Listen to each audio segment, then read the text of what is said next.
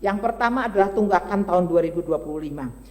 Ada 1,6 yang sudah selesai dilaksanakan, maksudnya kegiatannya sudah selesai dilaksanakan, namun belum dibayarkan. Akan dibayarkan dengan mekanisme tunggakan melalui DIPA tahun 2026. Ini yang kami sekarang sedang dalam proses untuk melakukan revisi-revisi anggaran dengan DJA. Tapi ada beberapa ketentuan yang disyaratkan agar direview terlebih dahulu. Ada nilai tertentu yang harus direview oleh KPA, ada nilai tertentu yang harus direview oleh inspektorat, ada nilai tertentu yang harus direview oleh BPKP. Ini yang masih dalam proses. Itu yang menyebabkan kami mungkin minta maaf kepada seluruh pihak ketiga yang mungkin ada tagihan kepada BGN, belum bisa semuanya kami laksanakan. Tadi saya pertama memang mau menyampaikan itu permohonan maaf kami, tapi karena sudah dibacakan suratnya, memang seperti itu, Kepala BGN bergalangan hadir, maka mohon izin saya mewakili selaku PLH Kepala BGN.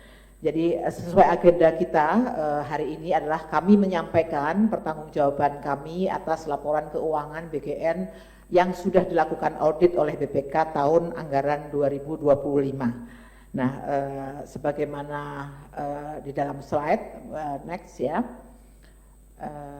next. Nah, Ibu dan Bapak, kami perlu sampaikan bahwa laporan keuangan ini setelah dilakukan audit oleh BPK dan sudah ada opini dari BPK, yaitu wajar tanpa pengecualian atau WTP, dan artinya bahwa seluruh proses laporan keuangan telah disusun dengan sistem pengendalian internal yang memadai dan disajikan informasinya sesuai dengan standar akuntansi pemerintah. Itu kenapa kemudian diberikan opini WTP oleh BPK. Itu catatan pertama kami dari BGN.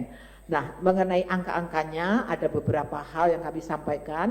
Laporan realisasi anggaran, ada di situ jumlah pendapatan. Nah, mungkin ada pertanyaan jumlah pendapatan itu dari mana, karena kami tidak melakukan operasionalisasi untuk membuat PNBP dan sebagainya. Itu sebenarnya adalah pengembalian belanja tahun 2024. Jadi ada kelebihan belanja tahun 2024 yang kemudian dikembalikan di tahun 2025, maka dicatatlah di dalam pos pendapatan.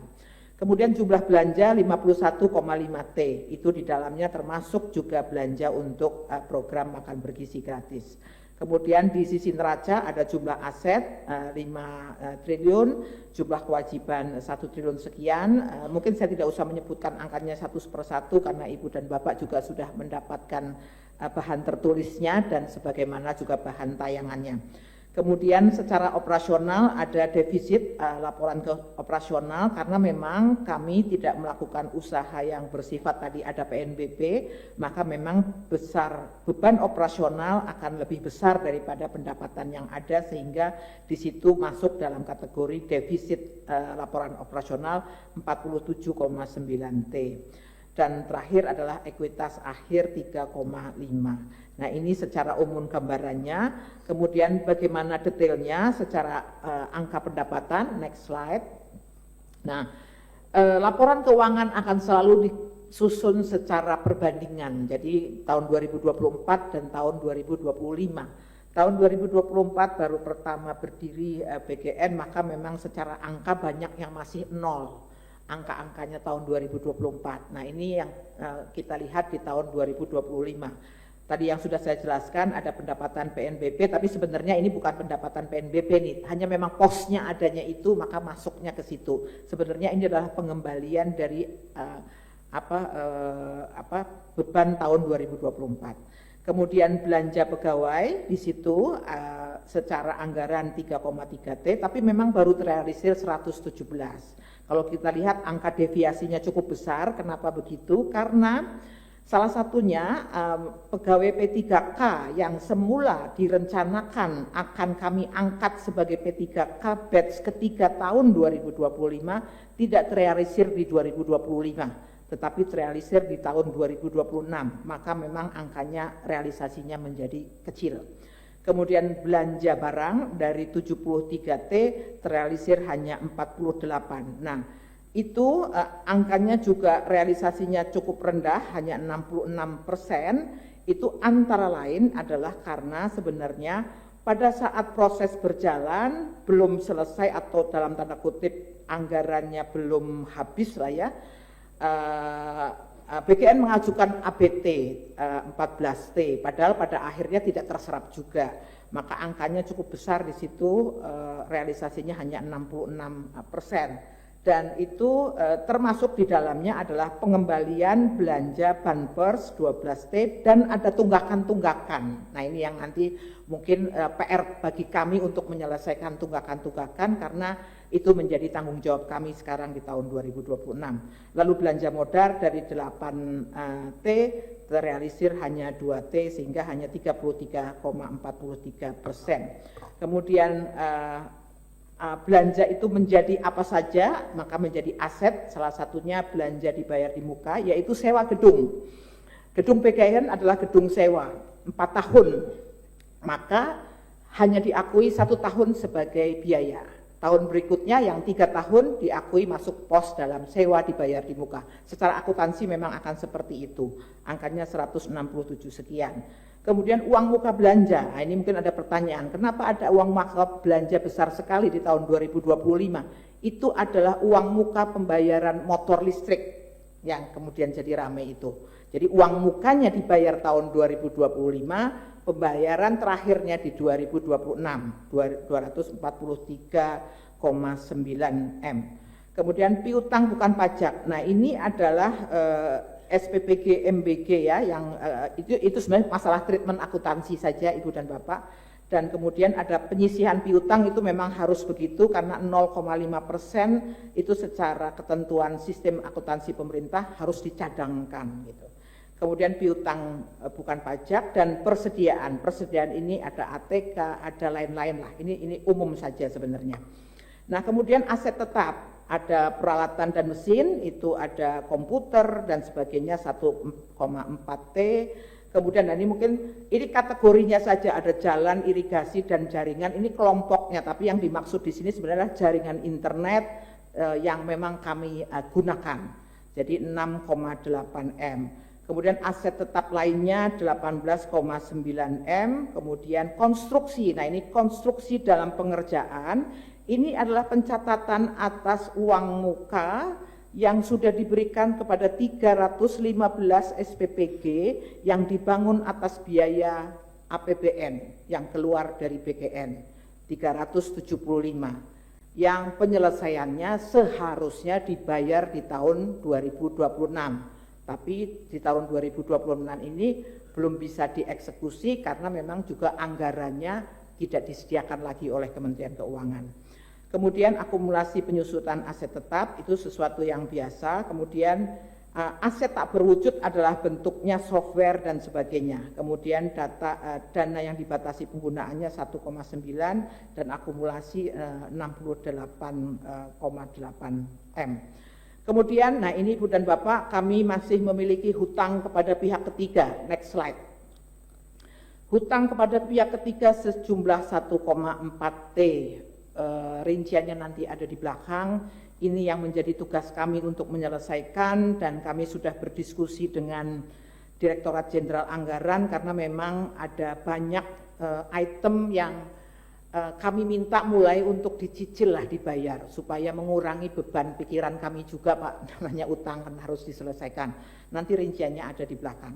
Kemudian ekuitas 3,5 T. Nah ini secara pendapatan, sekali lagi pendapatan penerimaan negara bukan pajak sebenarnya adalah tadi pengembalian dari tahun 2025, kemudian beban pegawai 117, beban persediaan, beban barang dan jasa, beban pemeliharaan, beban perjalanan dinas. Nah ini beban barang untuk diserahkan kepada masyarakat itu adalah sebenarnya karena mekanisme untuk program MBG ini adalah sifatnya Banpers, maka itu dicatat sebagai beban barang untuk diserahkan kepada masyarakat. Ini nama saja, nama pengkategorian di dalam laporan keuangan. Kemudian beban penyusutan dan beban penyisian piutang tak terdagih, jadi total seluruhnya adalah 47,9. Nah ini juga pendapatan kegiatan non operasional lainnya, ini biasanya jasa bunga, jasa giro dan sebagainya. Nah Untuk ekuitas awal ini angkanya, kemudian untuk surplus defisit tadi sudah dijelaskan, dan juga ada beberapa revaluasi. Nah, ini ekuitas akhirnya 3,5. Nah, Ibu dan Bapak, ada beberapa catatan penting karena laporan keuangan itu tidak hanya terdiri dari angka-angka di dalam laporan keuangan, tetapi ada yang disebut dengan catatan atas laporan keuangan, yaitu penjelasan kualitatif. Yang pertama adalah tunggakan tahun 2025. Ada 1,6 yang sudah selesai dilaksanakan, maksudnya kegiatannya sudah selesai dilaksanakan, namun belum dibayarkan. Akan dibayarkan dengan mekanisme tunggakan melalui DIPA tahun 2026. Ini yang kami sekarang sedang dalam proses untuk melakukan revisi-revisi anggaran dengan DJA. Tapi ada beberapa ketentuan yang disyaratkan agar direview terlebih dahulu. Ada nilai tertentu yang harus direview oleh KPA, ada nilai yang tertentu yang harus direview oleh inspektorat, ada nilai tertentu yang harus direview oleh BPKP. Ini yang masih dalam proses. Itu yang menyebabkan kami mungkin minta maaf kepada seluruh pihak ketiga yang mungkin ada tagihan kepada BGN, belum bisa semuanya kami laksanakan, kami bayarkan karena masih ada proses. Kemudian ada 870 neraca per 31 Desember 2025 telah dilakukan koreksi kepada utang kepada pihak ketiga. Nah, ini juga karena ada potensi akan mengalami kenaikan atau penurunan sejumlah tagihannya. Artinya dulu ditagihnya mungkin sejumlah 100 gitu, tetapi setelah kami lihat ternyata mungkin jumlahnya bisa ada yang di bawah itu, ada yang di atas itu, sehingga ada proses adjustment. Nah, yang terakhir ini adalah nilai yang belum diyakini. Artinya pihak DJA belum bisa menganggap ini diakui sebagai hutang kepada pihak ketiga karena belum memenuhi kualifikasi bahwa itu hutang kepada pihak ketiga.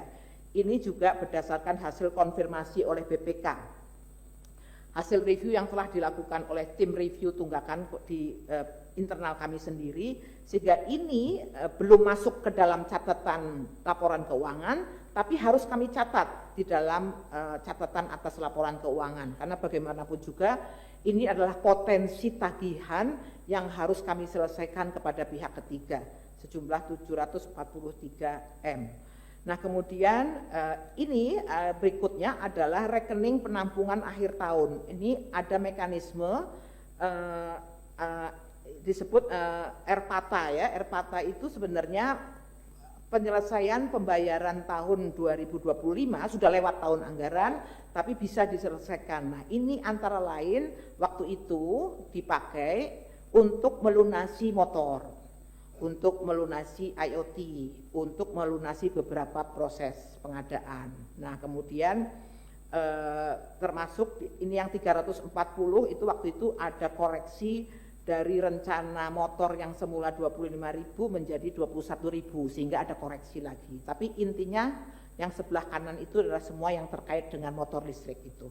Nah, kemudian ada 248 kontrak yang diproses melalui mekanisme RPATA, namun ini masih dibatasi penggunaannya, artinya masih diblokir lah oleh Kementerian Keuangan karena masih ada proses-proses yang ya mungkin Ibu Bapak tahu sendiri karena kebetulan ada beberapa permasalahan setelah itu.